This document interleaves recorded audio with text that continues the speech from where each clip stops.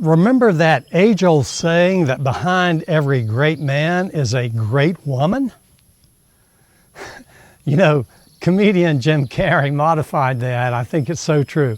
He modified it to say, behind every great man is a great woman rolling her eyes. So true. On a more serious note, Proverbs 31:12 had this to say, "She brings him good, not harm, all the days of her life." Maybe because Sadie Hunt Broyhill loved music and studied music at the university, she might prefer the old Tammy Wynette song, "Stand by Your Man." Now behind me is Timbertops, the beautiful home of the Broyhill family here on the edge of the gorge in Mayview. Sadie was the epitome of the woman behind the scenes who had the intelligence, wit, charm, faith, and the desire to help propel her man, Ed Broyhill, to greatness.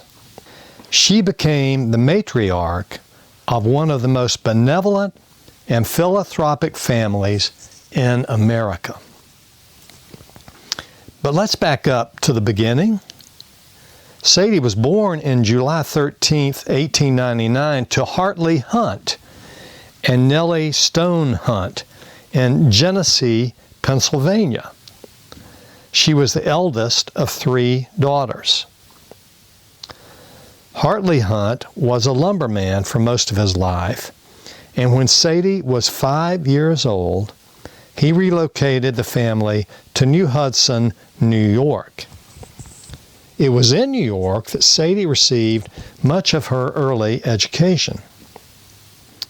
In 1913, when Hartley Hunt accepted an opportunity to continue his work in the timber business with Graydon Lumber in rural western North Carolina, Sadie's world was turned upside down. Her mother, independent-minded Nellie Stone Hunt, refused to leave New York. Nevertheless, Hartley took Sadie and Doris with him, leaving Sister Alice with her mother, and the 3 began a new life together in Graydon, North Carolina. As the eldest daughter, Sadie felt the most pain in the transition from New York to the wilds of western North Carolina. She was just 13 years old, homesick and lonely, and now without her mother. Characteristic of the always resilient Sadie, in time, she embraced the rural countryside and developed many new friendships. You know, the fortune of our town, Blowing Rock, was forever changed in 1914 when Hartley Hunt enrolled his 15-year-old daughter in Appalachian Training School in Boone. There she excelled in music, focusing on piano and voice. It was there, of course, that she met handsome Ed Broyhill. And you know, if it wasn't love at first sight for the more sophisticated Sadie, the persistent Ed eventually won her over, as reflected in this homemade Valentine Sadie sent to Ed.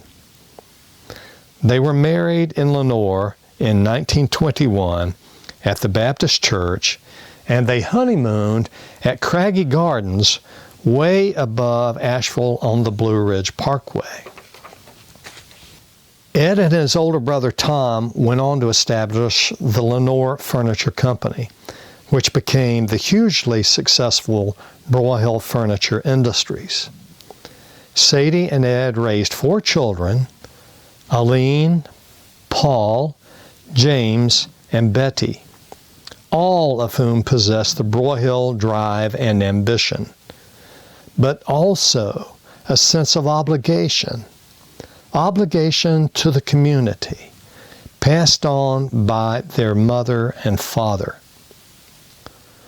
Sadie loved Blowing Rock, and she was involved in the equestrian life of the town.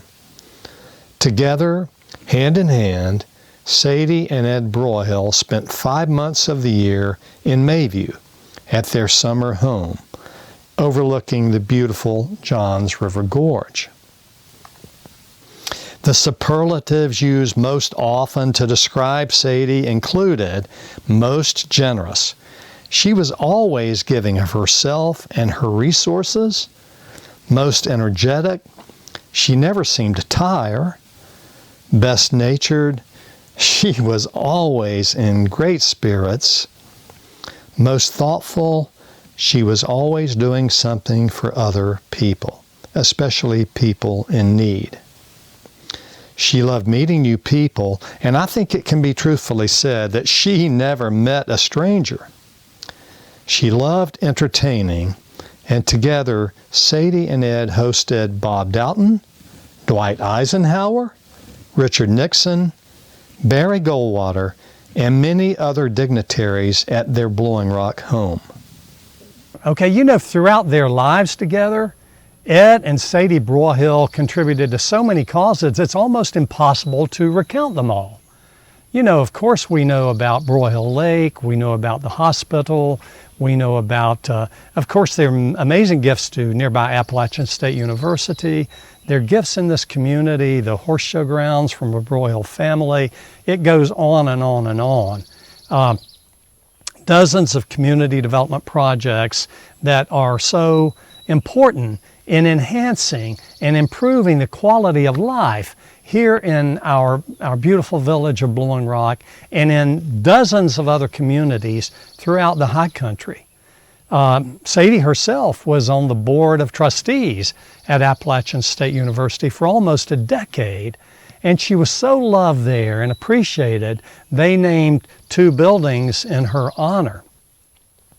Today, the Broyhill Family Foundation, that is headed up by grandson Hunt Broyhill, is continuing that legacy of giving to Blowing Rock and giving to communities and projects throughout the area. It's amazing what has been done. Sadie Hunt Broyhill was a beautiful lady, a kind lady, a loving lady, a lady that never knew a stranger. And we will always remember her with the utmost affection.